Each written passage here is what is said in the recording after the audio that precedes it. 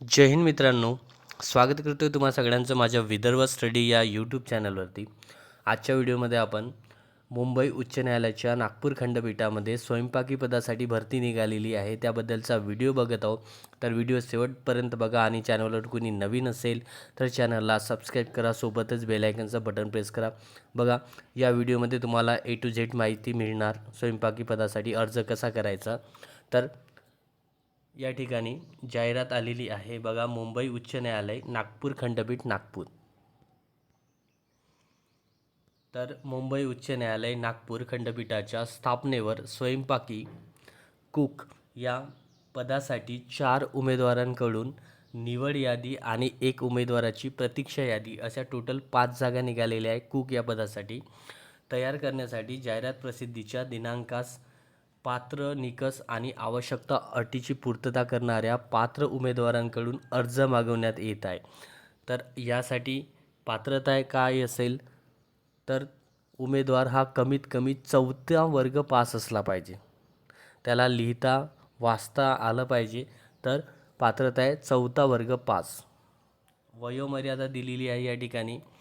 तर जे खुला प्रवर्ग आहे, ओपन कॅटेगरी आहे, त्यांच्यासाठी वयोमर्यादा कमीत कमी 18 वर्ष आणि जास्तीत जास्त 38 वर्ष.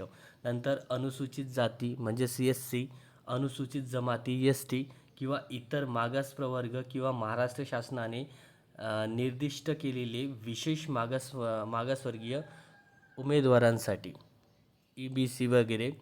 तर त्यांच्यासाठी वयाची अट आहे कमीत कमी 18 वर्ष आणि जास्तीत जास्त 43 वर्ष. नंतर विहित मार्गाने अर्ज करणाऱ्या न्यायालयीन शासकीय कर्मचाऱ्यांसाठी, जर कोर्टाचेच कर्मचारी जर अर्ज करीत असेल या पदासाठी तर त्यांच्यासाठी वयोमर्यादा दिली आहे कमीत कमी 18 वर्ष आणि जास्तीत जास्त लागू नये म्हणजे ते किती वर्षाचा असो फॉर्म भरू शकतात. जे कोर्टामध्ये ऑलरेडी कामाला आहेत ते लोक, ते कर्मचारी. तर या ठिकाणी वयाची अट दिली आहे. नंतर आहे उमेदवार कमीत कमी 4थी इयत्ता उत्तीर्ण असावा, 4था वर्ग पास असला पाहिजे उमेदवार. उमेदवाराकडे स्वयंपाकाचे पुरेसे ज्ञान व त्यासंबंधीचा अनुभव असणे आवश्यक आहे. आता तुम्हाला कुक या पदासाठी तुम्हाला स्वयंपाक येणे गरजेचे आहे आणि तसा अनुभव तुम्हाला पाहिजे आहे. नंतर उमेदवारास मराठी भाषा लिहिता वाचता आणि बोलता आली पाहिजे. नंतर बघा, पात्र उमेदवाराकरिता अटी काय आहे. तर उमेदवार करार करण्यास सक्षम असावा. नंतर आहे उमेदवारास नैतिक पतनाच्या गुन्ह्यासाठी दोषी ठरविण्यात आले नसावे, तुमच्यावर कोणताही गुन्हा दाखल नसावा. कोणतीही न्यायालय, MPSC, UPSC किंवा कोणत्याही राज्यसेवा आयोगाने त्यांच्याद्वारे आयोजित केलेल्या परीक्षा निवडीमध्ये उपस्थित राहण्यापासून कायमचे टाकले नसावे किंवा अपात्र केले नसावे. कोणतीही एक्झाम देताना तुम्हाला तिथून अपात्र केलेलं नसावं, तर ही अट आहे. नंतर तिसरी अट आहे बघा, उमेदवारास फौजदारी न्यायालयाने दोषी ठरविले नसावे, तुमच्यावर फौजदारी गुन्हा नसावा. नंतर आहे महाराष्ट्र नागरी सेवा लहान कुटुंबाचे जे प्रतिज्ञापत्र आहे नियम 2005 नुसार उमेदवारास अर्ज करण्याच्या दिनांकास 18 मार्च 2006 व त्यानंतर जन्माला आलेल्या मुलांमुळे ह्यात असलेल्या मुलांची संख्या ही 2पेक्षा जास्त नसावी. आता ज्या उमेदवारांचं लग्न झालं आहे तर या कायद्यानुसार त्यांना जे अपत्य आहे ते 2पेक्षा जास्त असू नये. जर जास्त असेल तर तो फॉर्म भरण्यासाठी अपात्र ठरेल. नंतर आहे अर्ज सादर करण्याची प्रक्रिया. आता अर्ज कशा पद्धतीने तुम्ही करू शकता, तर हा अर्ज ऑफलाईन पद्धतीने आहे, तुम्हाला पोस्टाने अर्ज पाठवायचा आहे. तर यासाठी दिलेलं आहे बघा, वक्त नमूद पात्रता, निकष आणि अटी पूर्ण करणाऱ्या इच्छुक व पात्र उमेदवारांनी दिनांक 18/4/2026 रोजी सायंकाळी 5 वाजेपर्यंत किंवा आधी पोचलेल या बेताने त्यांचे अर्ज जाहिरात परिशिष्ट अ नमुन्यात खालील खंड ई इथे नमूद दस्तऐवजासह खालील पत्त्यावर फक्त स्पीड पोस्ट किंवा रजिस्टर स्पोर्टद्वारे पाठवावे. आता बघा, तुम्हाला जो अर्ज आहे तो 28/4/2026 किंवा त्याच्या आधी पाठवायचा आहे. स्पीड पोस्ट किंवा रजिस्टर्ड पोस्टनी पाठवायचा आहे. स्पीड पोस्ट किंवा रजिस्टर्ड पोस्ट. आणि कोणत्या पत्त्यावर पाठवायचा आहे तर बघा, या पत्त्यावर. अर्जासोबत registrar high court bench at Nagpur यांच्या नावाने काढलेल्या 300 रुपये मात्र चा डिमांड, तुम्हाला डिमांड डी सुद्धा करायचा आहे SBI बँकेतून. कोणत्या? Registrar high court bench at Nagpur यांच्या नावाने. ठीक आहे, registrar high court bench at Nagpur यांच्या नावाने 300 रुपयाचा DD करायचा आहे आणि अर्ज पाठवायचा आहे. तर अर्ज पाठवण्याचा पत्ता तुम्हाला या ठिकाणी दिला आहे. प्रबंधक प्रशासन, मुंबई उच्च न्यायालय, नागपूर खंडपीठ, सिव्हिल लाईन, नागपूर. या पत्त्यावर तुम्हाला अर्ज पाठवायचा आहे 18 तारीखच्या आधी. 300 रुपये डिमांड ड्राफ्ट DD सोबत. ठीक आहे. आणि जो अर्ज आहे तो स्पीड पोस्ट किंवा रजिस्टर पोस्टनीच पाठवायचा आहे. आता परीक्षेचे स्वरूप काय असेल स्वयंपाकी पदासाठी, तर आलेल्या अर्जाची छाननी केल्यानंतर अल्पसूची प्रमाणपत्र उमेदवारांना खालील निवड प्रक्रियेत सामोरे जावे लागेल. तर तुमच्यासाठी बघा, स्वयंपाकाची प्रात्यक्षिक परीक्षा असणार आहे. स्वयंपाकाची परीक्षा असेल त्याच्यासाठी जे गुण आहे ते 30 गुण असेल.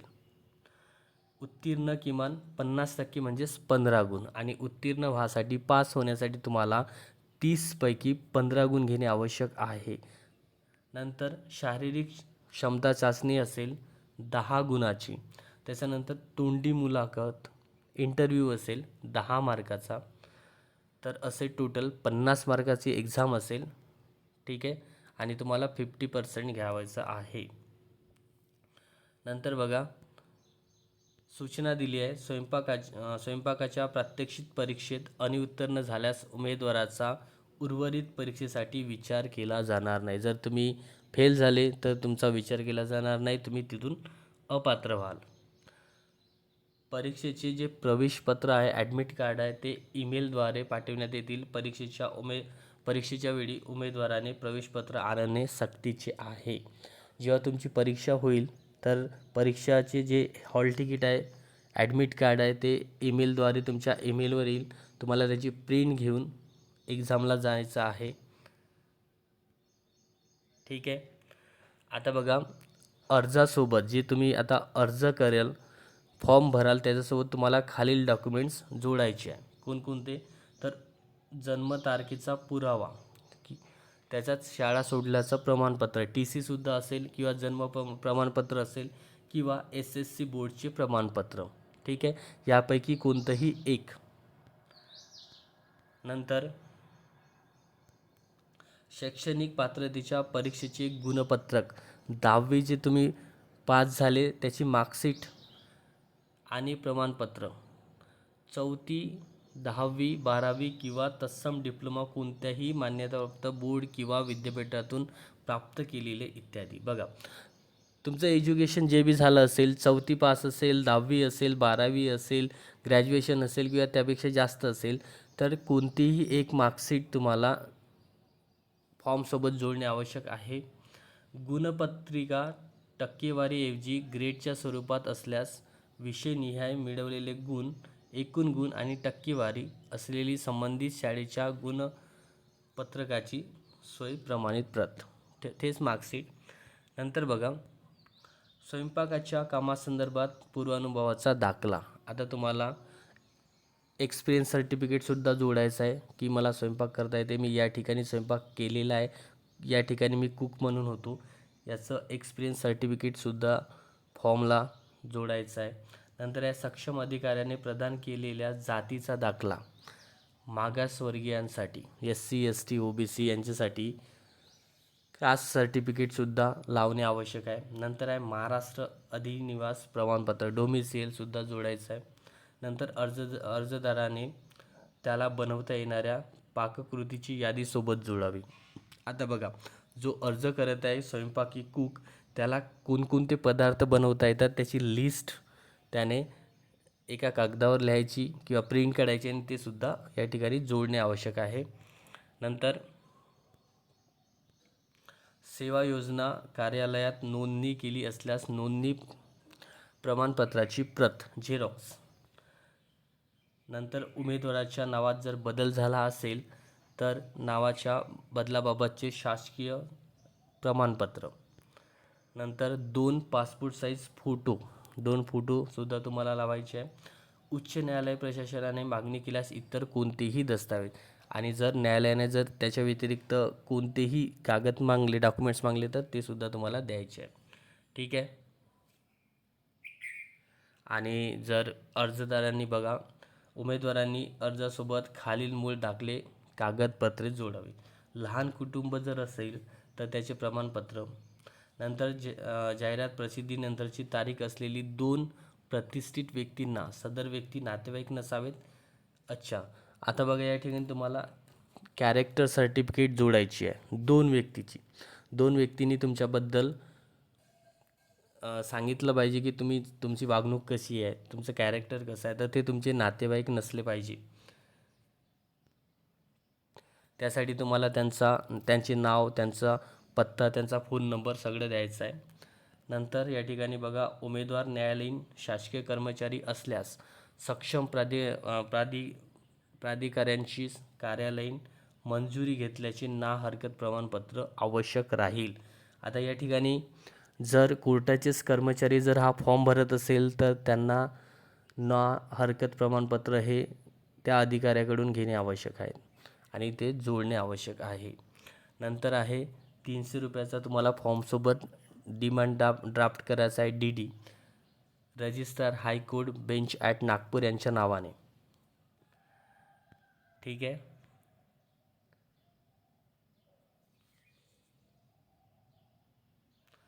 आता बघा, नंतर आहे अर्ज विहित नमुन्यातच असावा. अर्जातील संपूर्ण माहिती अचूक भरणे उमेदवारास बंधनकारक आहे. संपूर्ण माहिती जे आहे ते तुम्हाला बरोबर भरायची आहे. नंतर उमेदवाराने उपयोगात असलेल्याच ईमेल ID भरावा. जो तुमचा ईमेल ID सुरू आहे तोच ईमेल ID या ठिकाणी टाकायचा आहे तुम्हाला. मोबाईल नंबर अर्जात नमूद करावा. मोबाईल नंबरसुद्धा टाकायचा आहे. हे सगळे मार्कशीट टाकायची आहे 4थीची, SSC, HSC किंवा डिप्लोमा असेल किंवा ग्रॅज्युएशनची मार्कशीट असेल ते. ठीक आहे. तर हा फॉर्म आहे विद्यार्थी मित्रांनो. बघा, हा फॉर्म आहे, हा अर्ज आहे. याला तुम्ही प्रिंट काढून हा फॉर्म तुम्हाला भरायचा आहे आणि त्या पत्त्यावर पाठवायचा आहे. रजिस्टर पोस्ट किंवा स्पीड पोस्टने. ठीक आहे. तर मुंबई उच्च न्यायालय नागपूर खंडपीठ नागपूर स्वयंपाकी पदाकरिता अर्ज. इथे तुम्हाला तुमचा फोटो चिकटवायचा आहे. हा पत्ता आहे बघा. इथे तुम्हाला तुमचं पूर्ण नाव टाकायचं आहे. नाव, वडिलाचे नाव, आडनाव. ठीक आहे. पत्रव्यवहाराचा पत्ता, तुम्ही कुठून अर्ज भरत आहे ते, कायमस्वरूपी पत्ता तुमचा. त्याच्यानंतर राष्ट्रीयत्व भारतीय, लिंग स्त्री पुरुष जे आहे ते, जन्मदिनांक या ठिकाणी टाकायचा आहे, दिनांक, महिना आणि वर्ष. त्यानंतर बघा या ठिकाणी मोबाईल क्रमांक, ईमेल ID या ठिकाणी द्यायचा आहे. नंतर या ठिकाणी तुमचा धर्म, हिंदू, बुद्धिस्ट, शीख, ईसाई जे आहे ते. नंतर या ठिकाणी जात व प्रवर्ग टाकायचा आहे. आता बघा या ठिकाणी जातीचे प्रमाणपत्र आहे का असं विचारलं आहे, तर जातीचे प्रमाणपत्र तुमच्याकडे असणे आवश्यक आहे. ओपन कॅटेगरीसाठी आवश्यकता नाही. या ठिकाणी होय करायचं. उमेदवार विवाहित आहे का असेल तर हो, नसेल तर नाही. नंतर हयात असलेल्या मुलांची संख्या, जर तुम्ही विवाहित असेल आणि जर तुम्हाला मुलं असेल तर त्यांची संख्या 2पेक्षा जास्त नसावी. नंतर आहे 28/3/2005 नंतर जन्माला आलेल्या मुलांची संख्या. या ठिकाणी महाराष्ट्र अधिवास प्रमाणपत्र आहे का, म्हणजे डोमिसेल आहे का, तर होय. नंतर बघा या ठिकाणी विचारलं आहे, अर्जदार शासकीय न्यायालयीन कर्मचारी आहे का. जर तुम्ही कोर्टाचेच कर्मचारी असेल किंवा शासकीय कर्मचारी असेल तर होय. नंतर आहे शासकीय न्यायालयीन सेवेत असल्यास कार्यालयाचे ना हरकत प्रमाणपत्र त्या व्यक्तींना तर गरजेचेच आहे, होय. नंतर आहे डिमांड ड्राफ्ट. बँकेचे नाव या ठिकाणी बघा, या ठिकाणी असं नाही दिलं आहे की तुम्ही SBIमधूनच करा, कोणत्याही बँकेतून तुम्ही DD करू शकता. तर या ठिकाणी तुम्हाला त्या बँकेचं नाव टाकायचं आहे. नंतर क्रमांक, दिनांक आणि शुल्क 300 रुपये. या ठिकाणी आता बघा तुमची पात्रता टाकायची आहे, शैक्षणिक अर्हता. तर या ठिकाणी जर तुम्ही 4थी पास असेल, नंतर SSC असेल, नंतर HSC पण असेल, नंतर ग्रॅज्युएशन असेल तर अशी माहिती पूर्ण या ठिकाणी टाकायचं आहे. वर्ष कधी उत्तीर्ण झाले ते, नंतर परीक्षा मंडळाचे नाव, SC असेल तर SSC बोर्ड, ठीक आहे, किंवा आपण त्याला पुणे बोर्ड म्हणू किंवा महाराष्ट्र बोर्डसुद्धा तुम्ही टाकू शकता. नंतर ग्रॅज्युएशन असेल तर तुमचं कोणत्या युनिव्हर्सिटीमधून तुम्ही ग्रॅज्युएशन केलं ती माहिती, तुम्हाला एकूण गुण किती पडले आणि प्राप्त गुण, टोटल गुण किती होते, म्हणजे किती गुणाची परीक्षा होती आणि किती गुण मिळवले, आणि या ठिकाणी टक्केवारी टाकायची आहे. ठीक आहे.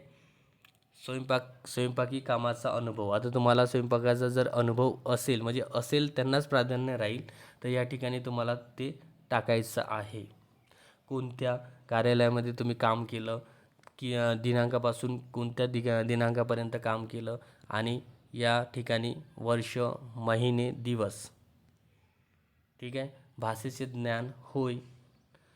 नंतर बघा, उमेदवाराविरुद्ध कोणताही फौजदारी कार्यवाही प्रलंबित आहे का, तर नाही. या ठिकाणी सुद्धा नाही करायचं आहे. नंतर उमेदवार शिस्तभंगाची चौकशी इथे सुद्धा नाही करायचं आहे. ठीक आहे. नंतर बघा, कोणत्याही न्यायालयात इथे सुद्धा नाही करायचं आहे. नंतर हे प्रतिज्ञापत्र आहे. इथे तुमचं नाव लिहायचं आहे, वय, वर्ष, इथे दिनांक, ठिकाण, आणि इथे तुमची स्वाक्षरी करायची आहे, साईन करायची आहे. आणि या ठिकाणी तुम्हाला जे जे डॉक्युमेंट जोडायचे आहे त्यांची लिस्ट या ठिकाणी इथे नाव लिहायचं त्या डॉक्युमेंटचं. ठीक आहे. नमुना अ. आता नमुना हा बघा कोणासाठी आहे, जे लहान कुटुंब आहे त्यांच्यासाठी हे आहे. ज्यांचं लग्न झालेलं, जे मॅरिड पर्सन आहे त्यांच्यासाठी हा नमुना आहे. ठीक आहे. नंतर बघा, कॅरेक्टर सर्टिफिकेट, चारित्र्य वागणूक, हे तुम्हाला द्यायचंच आहे 2 व्यक्तीकडून, जे तुमचे नातेवाईक नसले पाहिजे. तर या ठिकाणी त्यांचं नाव, गाव, तालुका, जिल्हा, आणि किती वर्षापासून तुम्हाला ओळखते ते. ठीक आहे. या ठिकाणी ठिकाण, दिनांक आणि प्रमाणपत्र देणाऱ्याची साईन, नाव आणि पत्ता. ठीक आहे. तर अशा पद्धतीचा हा फॉर्म आहे.